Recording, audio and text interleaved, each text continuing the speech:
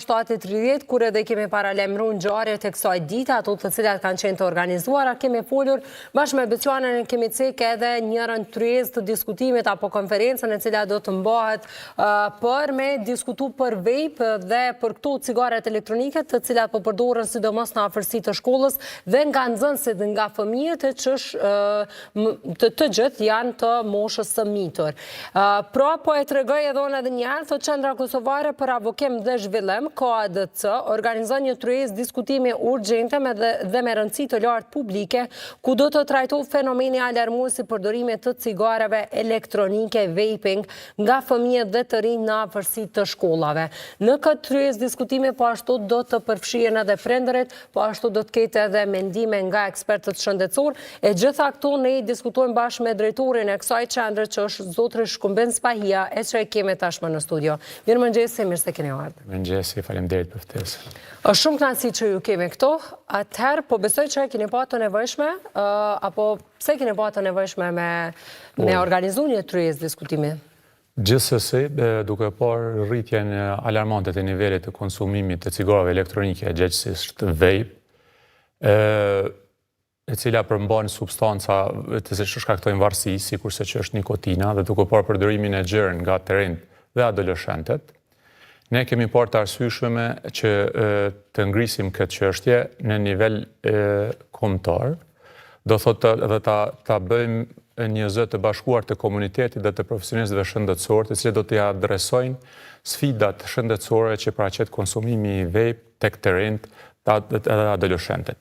Duhet së pari të ceket që çështja e cigareve elektronike nuk është e rregulluar në Kosovë. Do thotë ato mund të shiten kudo, mund të blehen kudo dhe pothuajse mund të konsumohen kudo. Edhe pse me ligjin për kontrollin e duhanit është ndaluar konsumimi edhe i vape në hapësira të brendshme, ato prapse po konsumohen dhe po vazhdojnë që të jenë të pranishme gjithandej.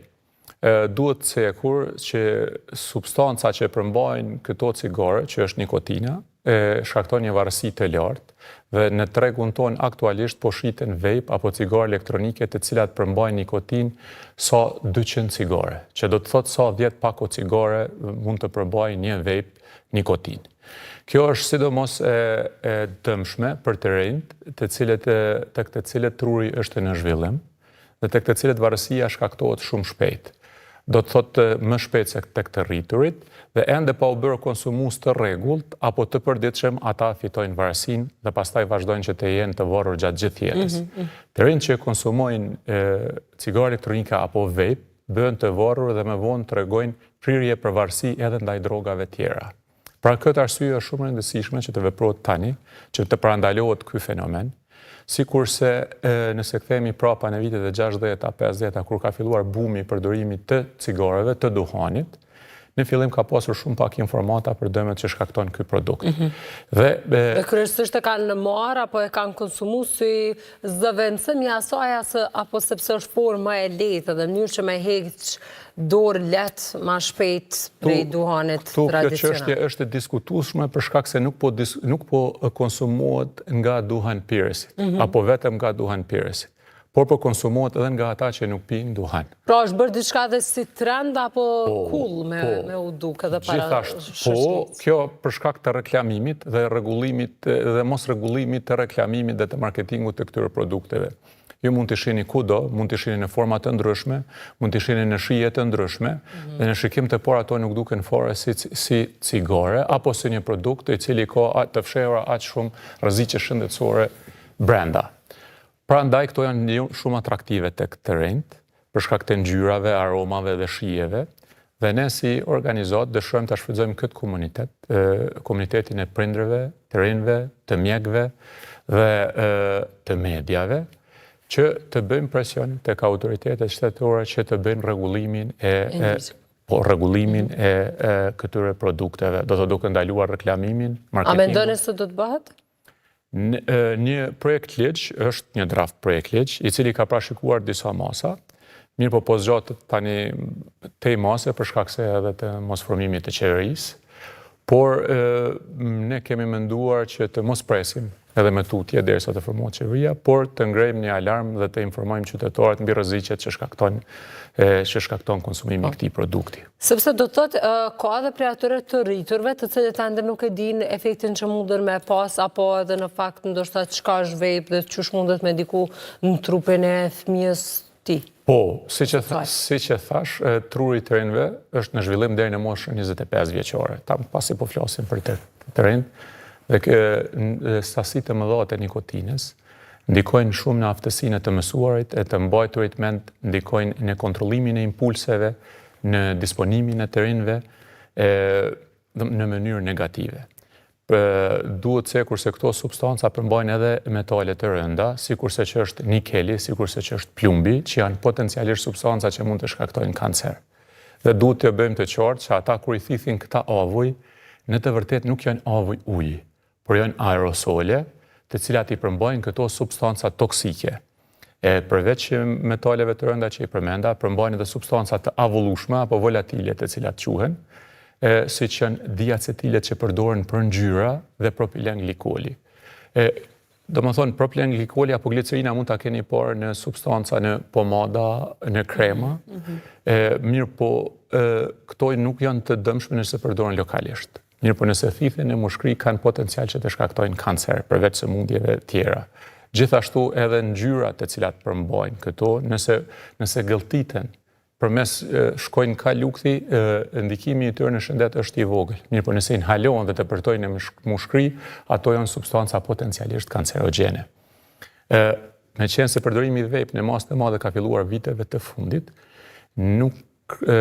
shkenca nuk ka arritur të dokumentoj efektet e tyre serioze, për shkak se vynë kohë të dalë. Mirë po të gjitha këto substanca janë substanca të cilat kanë potencial të shkaktojnë kancer përveç sëmundjeve tjera.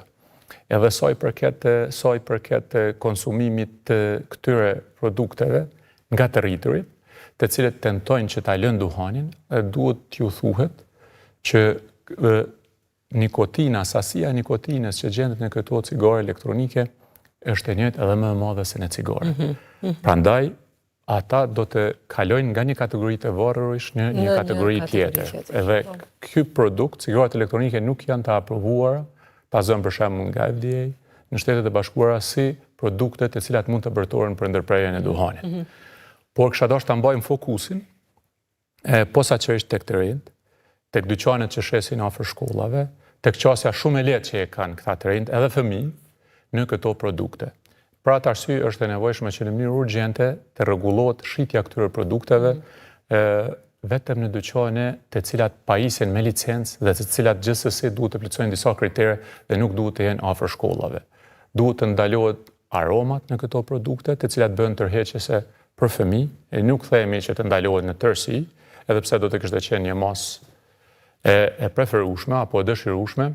Megjithatë, duhet të rregullohen disa çështje që kanë të bëjnë me këto produkte. Me prindërit çu keni rënë në kontakt dhe çu do të jetë pjesëmarrja e tyre në këtë rrezik? Përmes këshillit prindër, përfaqësues të këshillit prindërve, ne do të shohim që të mobilizojmë edhe këtë pjesë të komunitetit, që kur të bëjmë propozimin e masave, të kemi përkrajen e tyre. Mirë po, tani jemi në fazën do të fillojë edhe një fushat nga kjo aleancë që sapo është themeluar, që është aleanca për të ardhmen pa duhan dhe nikotin, do të kemi edhe disa udhëzues se si ata duhet të komunikojnë me fëmijët e tyre, mirë po edhe se si ata do të bëjnë pjesë e komunitetit aktiv dhe të mobilizohen për të adresuar këto që është kisha thënë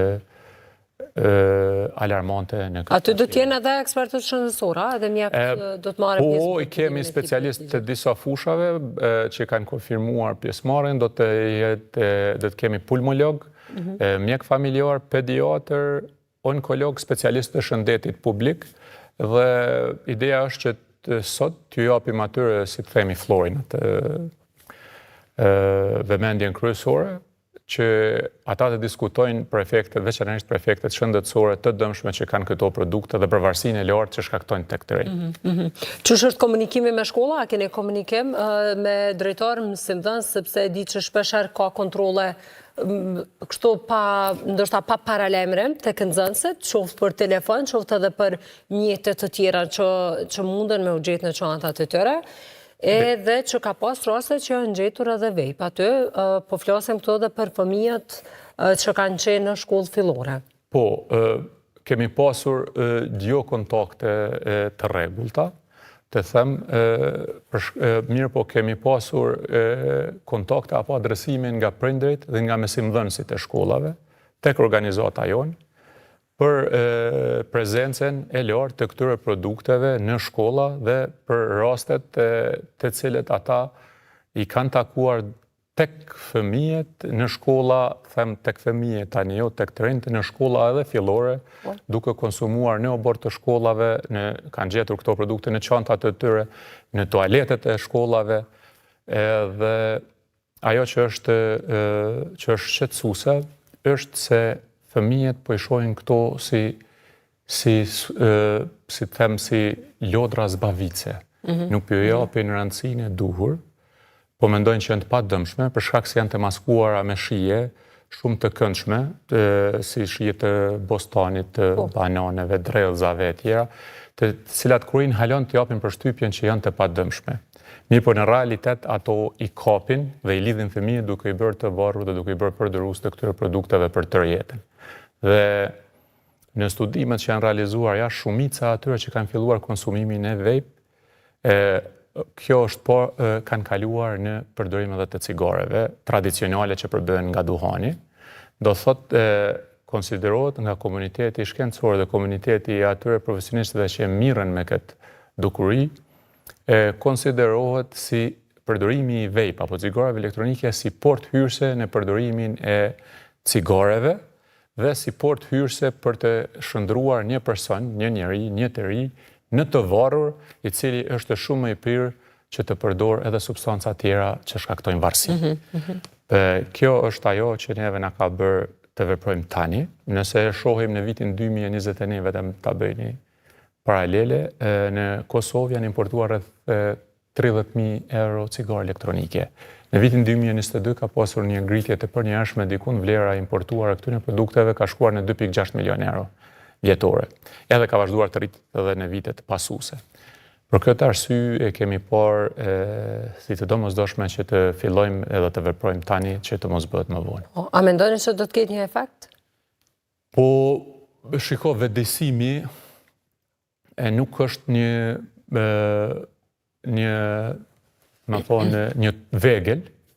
vegël e cila ka një efekt të menjëhershëm.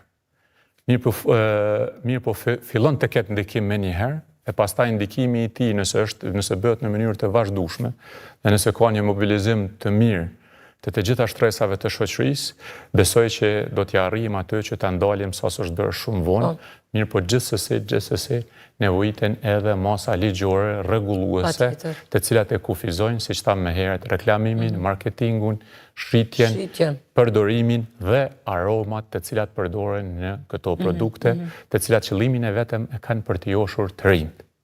Për shkak se ata janë më të ndihshëm ndaj... Nështë nuk i kanë edhe mendimet e qarta, apo vendimet cilat i marrën? Gjithsesi.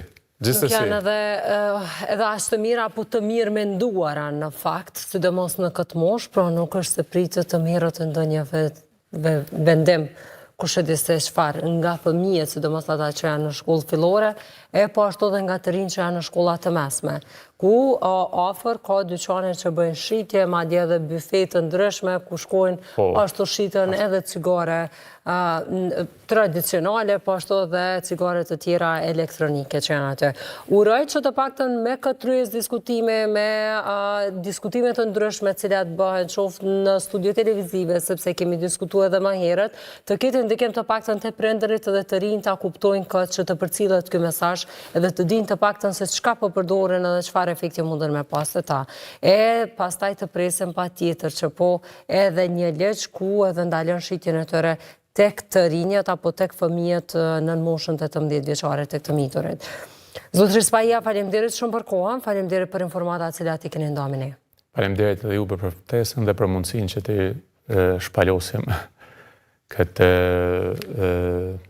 çështje kaq të rëndësishme për shëndetin e të rinjve tonë. kënaqësi.